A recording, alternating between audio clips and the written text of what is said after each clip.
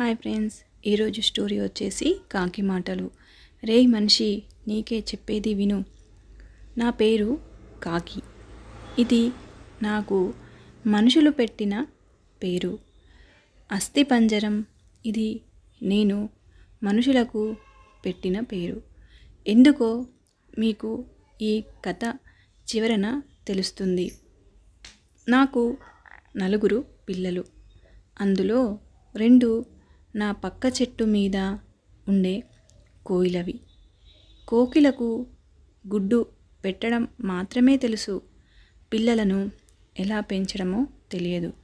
కానీ నాకు మాత్రం గుడ్లు పెట్టడం, వాటిని బిడ్డలుగా మార్చడం మాత్రమే కాదు, వేరే తల్లి బిడ్డలను మా బిడ్డలుగా కంటికి రెప్పలుగా కాపాడడం కూడా తెలుసు. ఈ వారం బోరున వాన, బంగాళాఖాతంలో వాయుగుండమట. ఎవరో ఇద్దరు చెట్టు మీద మాట్లాడుకుంటుంటే విన్నాను. పిల్లలేమో ఆకలి అంటున్నాయి. కర్మ కాకపోతే ఈరోజే చెత్తకుండిలో ఏమీ దొరకని పరిస్థితి. ఒక పక్క పిల్లల్ని చూస్తుంటే కడుపు తరుక్కుపోతుంది. మనసుకు దెబ్బ తగిలితే ఓర్చుకోలేని శక్తి మన శరీరానికి ఉండొచ్చేమో, కానీ మనం ప్రేమించే వారికి దెబ్బ తగిలితే ఓర్చుకునే శక్తి మన మనసుకు ఉండదు కదా. అందుకే వాటి కోసం ఏమైనా తేవడానికి గాల్లోకి ఎగిరాను. ఎదురుగాలికి ఎగరలేక రెక్కలు అలసిపోతున్నాయి. కానీ ఆకలికి పిల్లలు ఎలా తట్టుకుంటారు అని ఆలోచన పెరిగిపోతున్నాయి. వాన చినుకులు విసిరి రాళ్లలాగా శరీరానికి తూట్లు పెడుతున్నాయి. కాసేపు అలసట తీర్చుకుందామని ఒక ఇంటి ముందు ఉన్న మామిడి చెట్టుపై వాలాను. అప్పుడు సమయం మధ్యాహ్నం. నా అదృష్టం కొద్దీ ఆ ఇంటి వాళ్ళు అప్పుడే భోజనం చేస్తున్నారు.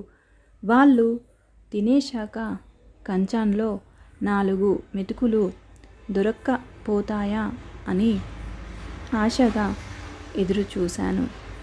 ముందు పచ్చడి, తరువాత కూర, ఆ తర్వాత సాంబారు, చివరన పెరుగు. ఇది వాళ్ళ మెను. మొత్తం 4. ఒకతను మాత్రం ముసలివాడు. అతనికి ఒక 70 సంవత్సరాల వరకు వయసు ఉంటుంది. పాపం, అతని కంచంలో మాత్రం అన్నం ఎర్రటి రంగులో మామిడి పచ్చడితో ఉంది. అమ్మా, తాతకు ఆ పచ్చడి బదులు కూర వెయ్యొచ్చు కదా అని వాళ్ళ అమ్మను అడిగాడు ఒక బాబు. అలా అనగానే వాళ్ళ అమ్మ, ఏంట్రా వేసేది, నువ్వు నోరు మూసుకొని తిను, తిండి పెట్టడమే ఎక్కువ ఆయనకు. అసలు దేవుడు కొంతమందిని భూమికి భారంగా ఎందుకు ఉంచుతాడో అర్థం కాదు. కూరలు కావాలట, కూరలు ఎక్కడి నుండి వస్తున్నాయి అని అంది తల్లి, నోరు పెద్దది చేస్తూ. ఆమెను అలా చూస్తూ సంబంధం లేని నాకే భయం వేసింది. ఇక ఆ పిల్లవాడు ఇక అంతా జరుగుతున్న ఆ పిల్లవాడి నాన్న మాత్రం ఏమీ పట్టనట్టు, ఏమే ఇంకొంచెం సాంబార్ పోయి అని పోయించుకొని తింటున్నాడు. పాపం, ఆ పెద్దాయనకు ప్లేట్లో అన్నం కలుపుకోవడానికి కూడా చేతుల్లో బలం లేదు. అయినా సరే అయినా సరే బాగా ఆకలేస్తుంది అనుకుంటాను. ఎలాగోలా త్వరగా అన్నం కలుపుకుంటున్నాడు. మొత్తాన్ని కలిపేశాడు. ఆత్రంగా ముద్ద తీసి నోట్లో పెట్టుకున్నాడు. వెంటనే కళ్ళలో నీళ్లు తిరిగాయి. బాగా మంటగా ఉందనుకుంటా. వెంటనే నీళ్లు తాగాడు. కంట్లో నుంచి నీళ్లు వచ్చాయి. ఆ మంటకి మొహం ఎర్రగా మారిపోయింది. ఎదురుగా ఉన్న నెయ్యి వైపు ఆశగా చూశాడు. కానీ అడగడానికి ధైర్యం చాలట్లేదు అనుకుంటా. నెయ్యి వైపు చూశాడు ఆశగా. కానీ అడగడానికి ధైర్యం చాలట్లేదనుకుంటా. అలాగే ఉండిపోయాడు. అయ్యో, ఇంత దారుణం! పెద్దాయన వాళ్ళు తినడం అయిపోయింది. అందరూ లేచారు. ఆ పెద్దాయన కూడా చెంబులో మొత్తం నీళ్లు తాగేసి లేచి బయటకు వచ్చి చుట్టూ చూశాడు. అప్పుడు నేను ఆయనకు కనపడ్డాను. నా దగ్గరకు వచ్చి నా ముందు ఆ అన్నం పడేశాడు. ఒక్క క్షణం నా కంట్లో నీళ్లు తిరిగాయి. పెద్దాయన, మీ ఆకలి తీరకపోయినా నా ఆకలి తీరుస్తున్నావు. నీ రుణం ఎలాగైనా తీర్చుకుంటా అని మనసులో అనుకుని నేను కొన్ని మెతుకులు తిని ఇంకొన్ని మెతుకులు గొంతున పట్టి గూటికి చేరి పిల్లలకు ఆకలి తీర్చాను. ఇంచుమించుగా 1 నెల తర్వాత అనుకుంటా. ఎప్పటిలాగే వేట కోసం ఏటి మీదుగా వెళుతున్నా అటు ఒడ్డున ఎవరికో పిండం పెడుతున్నారు. కాస్త తినడానికి ఏదైనా దొరక్కపోతుందా అని వెళ్ళాను. అక్కడి వాళ్ళను ఎదురుగా ఉన్న ఫోటో చూసి ఆశ్చర్యపోయాను. అది నా పిల్లలు ఆకలితో ఉన్నప్పుడు అన్నం పెట్టిన పెద్దాయన ఫోటో. ఒక్క క్షణం గుండె బరువెక్కింది. విషాదంతో రెక్కలు దిగజారిపోయాయి. అయ్యా, పిండం పెట్టి కాకులను పిలవండి. మీ నాన్నగారు వాటి రూపంలో వచ్చి తింటారని పూజారి గారు చెప్తున్నారు. ఒక పెద్ద కంచాన్ని పెద్దాయన కొడుకుకు ఇస్తూ, ఆ కంచాన్ని చూడగానే నాకు ఆశ్చర్యం కలిగింది.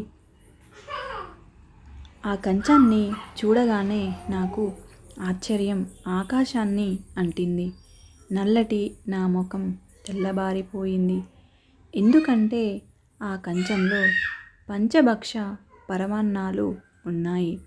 వారిని చూస్తే మీరేం మనుషులురా బాబూ, బతికినంత కాలం బ్రతకడానికి పెట్టకుండా చచ్చిన తర్వాత బ్రతికించడం కోసం పెడుతున్నారా? పోవడం కోసం కోరికలు కోరుకుని కాకి రూపంలో రావాలని పూజలు చేస్తున్నారా? బ్రతికినంతకాలం రాబందుల్లా పీక్కు తిని విసిరేసింది తినడానికి కాకులను పిలుస్తున్నారా? ప్రాణం ఉన్నంతకాలం పెద్దాయన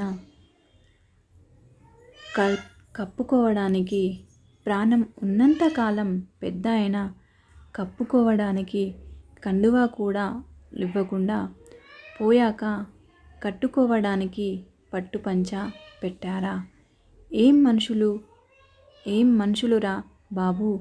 ఇక ముసలాయనను బ్రతికినంత కాలం దినదిన గండంలా బ్రతికేటట్టు చేసి ఇప్పుడు ఏమీ తెలియని అమాయకుడిలా ఫోటోకి దండం పెడుతున్నాడు. అసలు వీడికి నా ముక్కుతో పొడిచి పొడిచి చంపాలి. ఏరా వెధవ, ఇంటి చెట్టు మీద వాలితే ఈసరించుకున్న కాకిలో ఈరోజు మీ నాన్నను చూసుకుంటున్నావా? కొంచెం కూడా సిగ్గు అనిపించడం లేదా?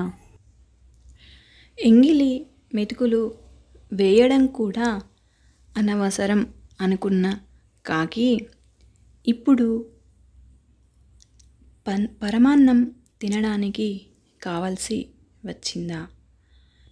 అలా మనసులో వాణ్ణి తిడుతున్నప్పుడు ఆవేశం కట్టలు తెంచుకుంది. వెంటనే గాల్లో ఎగిరాను.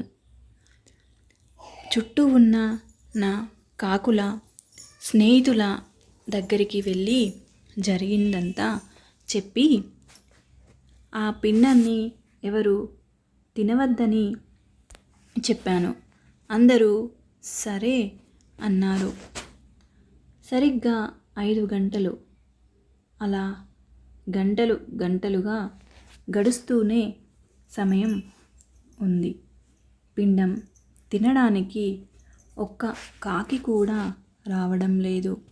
చుట్టూ ఉన్న జనాల్లో అనుమానం మొదలైంది.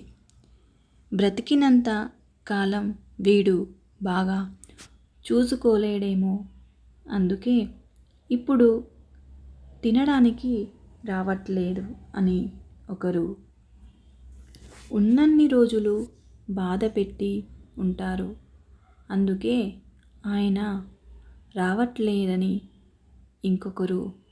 నేను రోజు చూసేవాడిని, వీళ్ళు సరిగ్గా అన్నం కూడా పెట్టేవారు కాదు అని మరొకరు. ఇలా మాట్లాడుకుంటూ ఉన్నారు. అది విని ఫోటో ముందు కూర్చున్న ఆ పెద్దాయన కొడుకుకు తల తీసేసినట్టు అయ్యింది. ఇలా ఉండిపోయాడు. కనీసం తన బాధను చెప్పుకోలేని పరిస్థితి. పరువు పోయినట్టు, ఏదో కోల్పోయినట్టు, బ్రతికి ఉన్న చచ్చిపోయినట్టు అనిపిస్తుంది అతనికి. నా బిడ్డల ఆకలి తీర్చిన ఆ పెద్దాయన రుణం ఇలా తీర్చుకున్నాను. ఈరోజు ఒక మంచి పని చేశాను అనిపించి గర్వంగా గాల్లోకి ఎగిరాను. రేయ్ మనిషి, వింటున్నావా? నీకే చెప్పేది. సెంటు పీలిస్తే మంచి సువాసన వస్తుందని, అది తాగితే బలం వస్తుందని అనుకోవడం మూర్ఖత్వం మరియు అమాయకత్వం. అలాగే డబ్బు అవసరం తీర్చే వస్తువులను ఇచ్చింది అని ప్రేమించే వ్యక్తులను కూడా ఇస్తుందని అనుకోవడం మూర్ఖత్వం. అయినా ప్రేమ ఇవ్వడానికి మనకు లేనప్పుడు ప్రేమను తీసుకోవడానికి నువ్వు హక్కు ఎలా పొందుతావు? ఒక మనిషి గొప్పతనాన్ని అతను చేసిన పనులను బట్టో, మంచితనాన్ని బట్టో కాకుండా అతని వెనుక ఉన్న డబ్బును బట్టి నిర్ణయించే సమాజంలో బ్రతుకుతున్నావు. మనిషి త్వరగా బయటపడు. చివరి మాట. కొన్ని కాకుల శరీరం నలుపు కావచ్చు, కానీ వాటి మనసు మాత్రం తెలుగు. ఈ మాట కాకుల కంటే మనుషులకి ఎక్కువగా వర్తిస్తుంది. Thank you for watching. ఈ స్టోరీ మీకు నచ్చినట్లయితే లైక్ చేయండి, షేర్ చేయండి, కామెంట్ సెక్షన్లో మీ అభిప్రాయాన్ని కామెంట్ చేయండి. Thank you.